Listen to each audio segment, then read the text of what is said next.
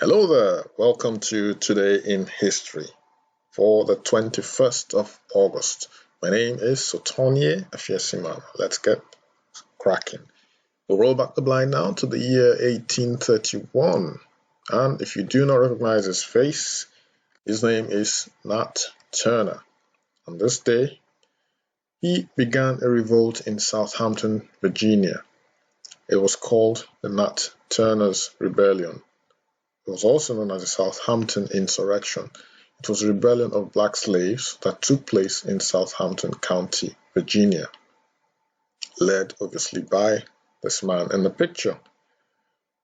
On this day, fugitive and enslaved people killed between 55 and 65 people. At least 51 of these people were white. The rebellion was put down within a few days, but Turner survived in hiding for more than 2 months afterwards. The rebellion was effectively suppressed at Belmont Plantation on the morning of August 23rd, 1831. So just 2 days later, the rebellion was suppressed. So, no one likes violence. I think most people don't like violence because of the after effects of violence, obviously the loss of lives in this case. But it was a sign that obviously the slaves were not happy. They were being maltreated, and this was man's inhumanity to man, and they decided to revolt, and this man led that revolt. So anyway, that's what happened on this day in 1831. So this was essentially 212 years after the first slaves arrived in North America, in the country, in the British colony of Virginia, as it was then called. Okay, let's move on to the year 1904. And this man here, musician William Count Basie, was born on this day. He was a jazz pianist, big band and orchestra leader, born in Red Bank, New Jersey on this day. 1959, Hawaii becomes the 50th state of the United States. The 50th state of the United States receives its crowning star when President Dwight Eisenhower signs a proclamation admitting Hawaii into the Union as the 50th state. Eisenhower also issued an order for an American flag featuring 50 stars arranged in staggered rows, 5 6-star rows and 4 5-star rows. The new flag became official on Independence Day, July 4th, 1960. So that's a picture that commemorated that event on this day in 1959. Let's move on to the year 1974. The Equal Educational Opportunities Act takes effect.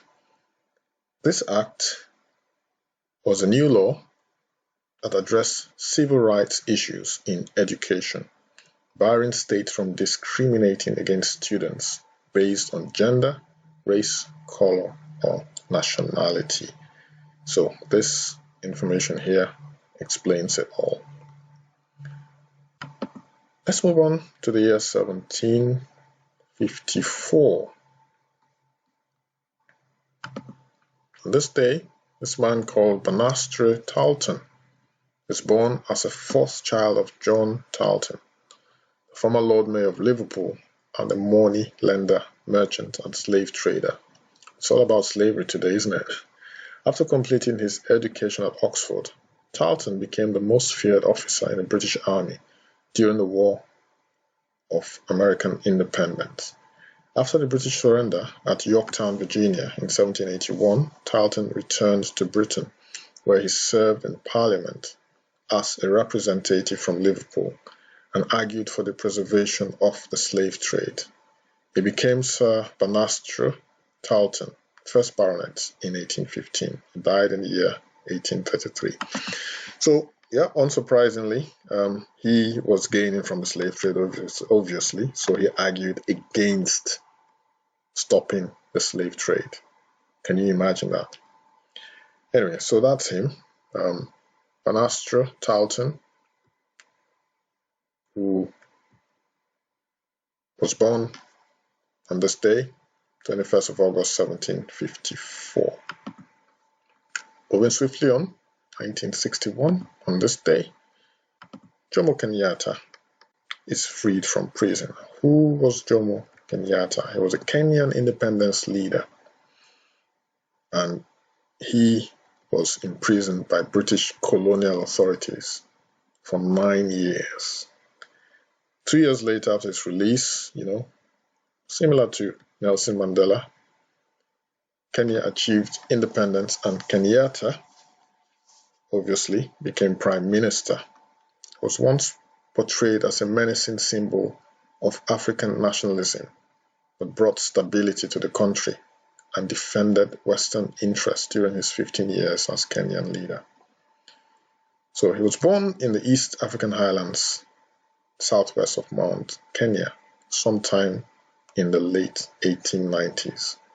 He was a member of the Kikuyu ethnic group, which is Kenya's largest ethnic group. So that's Jomo Kenyatta for you, Kenya's first president. Obviously, the country Kenya was named after him, Jomo Kenyatta. 1911, on this day, this famous painting, arguably the most famous painting in the world, called the Mona Lisa, was stolen, or the theft was discovered on this day. Could have been stolen a day earlier, 2 days earlier, who knows? But yeah, the theft was discovered on this day. And how was it discovered? An amateur painter set up his easel near where the Leonardo da Vinci painting, this Mona Lisa, was kept in the Louvre in Paris, only to discover that the masterpiece was missing. So earlier in the day, in perhaps the most brazen art theft of all time, okay, so this happened on the same day, Vincenzo Perugia had walked into the Louvre, removed the famed painting from the wall, hid it beneath his clothes, and escaped. So that's what happened on this day. Obviously, eventually he was caught, and the painting was retrieved and returned to its position. 1986, on this day, sad event happened. Thousands of people died on this day. A gas cloud kills Cameroon villagers. So an eruption of lethal gas from Lake Nyos, as you can see from this poster, kills nearly 2,000 people. Specifically, I think it was 1,700 people, and wipes out 4 villages on this day in 1986. Carbon dioxide, though ubiquitous in Earth's atmosphere, can be deadly in large quantities, as was evident in this disaster. As you can see, the animals dead, cows just lying about, strewn across the vegetation, and that's the lake to the left of your screen. So Lake Nyos and Lake Monoum are both crater lakes, about a mile square, located in remote mountain areas of northwest Cameroon, dominated by rock cliffs and lush vegetation. So on this day, in 1984, also 37 people near Lake Monoum died suddenly, but the incident was largely covered up by the government. So 2 years later, to the day, this gas cloud killed 1,700 Cameroonians. Actually, not 2,000, just nearly 2,000, this should have said. So, yeah, sad events happened on this day. And those who are remembering the loved ones who lost their lives on this day, my heart goes out to you. I'm sure also those who are viewing this video as well would be thinking of you today as you remember your loved ones. Last but not least, the seeds of the United Nations was planted on this day. So representatives from the United States, Great Britain, and the Soviet Union and China meet in the Dumbarton Oaks Estate at Georgetown, Washington, D.C. to formulate the formal principles of an organization that will provide collective security on a worldwide basis, an organization that will become the United Nations. So, we had the League of Nations, obviously, prior to the setting up of the United Nations, and then that seed, the United Nations, was planted during this meeting on this day in 1944. So, as you can see from the picture, that's the United Nations building in New York City, New York State. On that note, we shall end Today in History for the 21st of August. Join me tomorrow for another edition of Today in History. Until then, give me a thumbs up. That helps with the algorithm and helps push my video to more people. Also, consider subscribing as well so that you receive updates of my video uploads. My name again is Southampton Insurrection. Stay safe. See you tomorrow. Bye-bye.